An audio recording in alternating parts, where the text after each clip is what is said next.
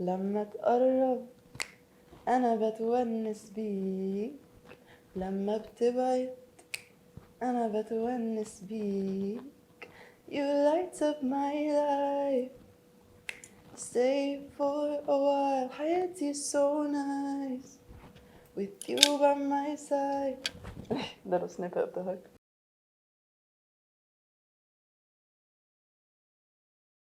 I grew up in Cairo, Egypt, up until I was about 18 years old, and I've just always been inspired by my culture and my people.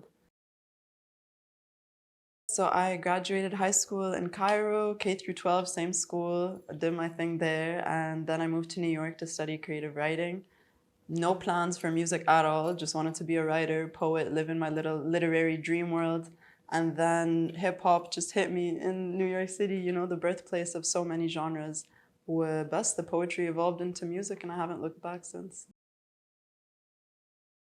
Ooh, the sounds of my childhood. Roba Biki on the street.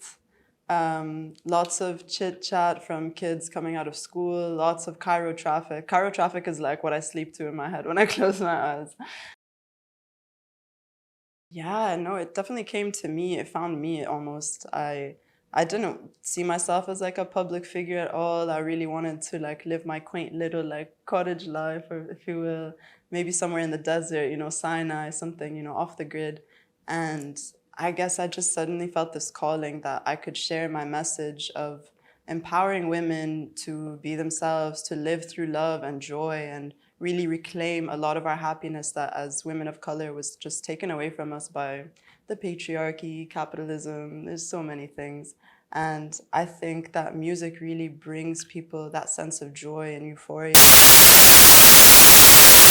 whether it's live or, you know, recorded audio, just this feeling of freedom just like really, really caught onto me. And I love doing it. I don't think I could ever stop.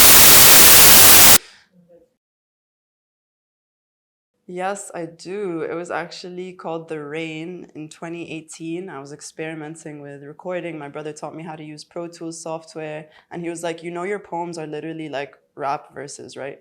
And I was like, what do you mean? Like, that's not the same thing. And he was like, just read your poetry over a beat. And I was like, oh, weird. So he puts me, you know, in like on the mic and he's teaching me how to record myself. And The Rain was like the first song that I was like, I need to record this. And out all the boys who were like messing me and my friends up in high school. So yeah, that's just on SoundCloud, but I was super proud to just start somewhere, you know. I feel like the lyrics come from a lot of lived experience. I love to journal. I keep definitely a journal close by at anywhere I go. And inspiration really strikes at the randomest moments. So if it's a line that'll inspire a whole song, if it's an image I see and I kind of doodle it and I'm like, that's the album artwork right there. Like, I just listen to my gut calling and to my heart. And if art finds me, I'm gonna try and record that art in my journal for later. Again, it was Mama who thought of this one. She's the queen. And we really wanted something that would, you know, be fitting both in the Middle East and in the Western world. And all it takes is a little Google search. If you don't know what Felukah means, you will soon find out that it is a sailboat that runs along the Nile River. The pharaohs have used it since the dawn of time. Modern day Egyptians and Arabs around the world still use it. And it's really just a moment that brings people together and a vessel for joy, for love that is guided by nature and is just following the patterns of the wind. So there's an endless philosophy that I'm building around this name. So shout out my mama for thinking of it. I've had moments where like I just wasn't in the right mind state to be performing, but this is my job and I have to see it through. And I'll get on stage and just the faces and the energy of the people will just take me to the moon. And I'm like, you know what, forget whatever happened before this moment. This is all that matters. And especially my girls, my women, when I see them just smiling from ear to ear, being like, I'm from Saudi, I'm from Lebanon, whatever it is, you know, I'm just like, I see you, I appreciate you. And بنسى كل حاجة. Everything else just flies out the window and it's just me and the audience. And yeah, it feels like we're just skyrocketing to space when the songs come on. I don't know what happens. My bed with my kitty cat. Yeah, I'm a huge cuddle bug, and as much as I love touring and being around the world, there's no place like home, and I do love to be in my little home studio and just working on my music. Home is New York, home is Cairo, home is a bit of London. I really see it as just a feeling inside, you know, it's no longer a space.